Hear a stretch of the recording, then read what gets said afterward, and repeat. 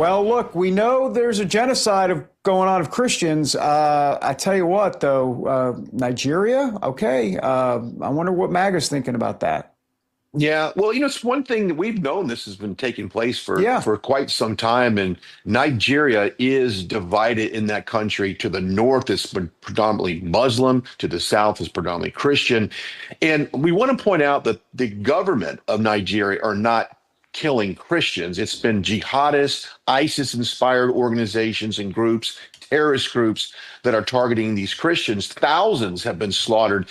I think this warning shot, if you will, to those terrorist groups from President Trump and from Secretary Hegseth, Secretary of War, saying that we could engage in some type of retaliatory strike against them is good. I mean, we need to be standing up for these poor people being slaughtered, and they're slaughtering all kinds of people, not just Christians, but innocent civilians as well. So the government of Nigeria simply cannot do this on their own. This is proven. They are inept for doing this. They do need our help.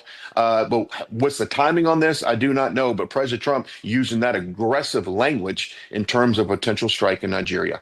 Yeah, they certainly do need help, Brian. And this is my Gen Z take on this. Even rapper Nicki Minaj is joining the fight. She is addressing that there needs to be help. We do want to switch gears to this. Two federal judges recently ruled that President Trump must tap into billions of dollars of emergency funds to prop up the SNAP program, which ran out of funds over the weekend as the result of the ongoing shutdown.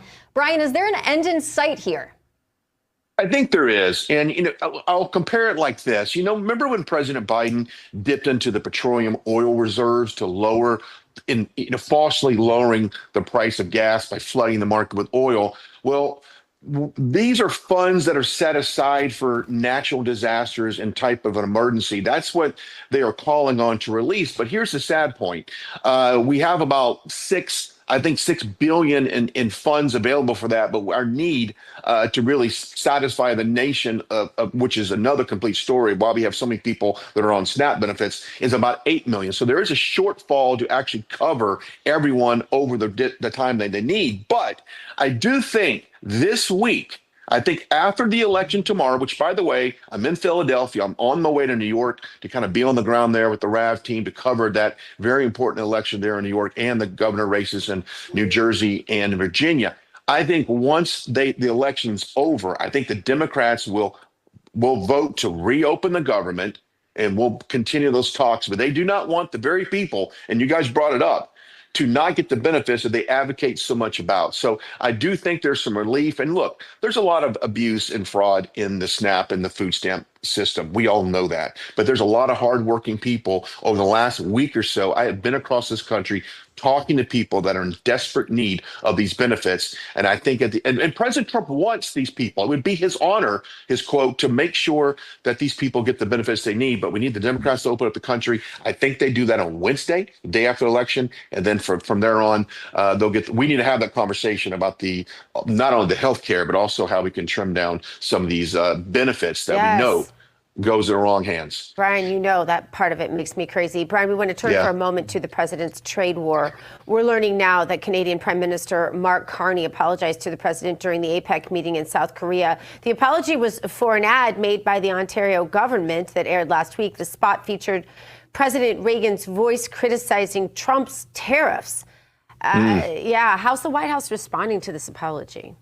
Well, obviously, President Trump is not he's taking the apology, but he's not doing anything about it. We're still not going to negotiate with Canada. Those tariffs are still on there. But what's interesting to point out, Dr. Gina, if you remember, we talked about this last week.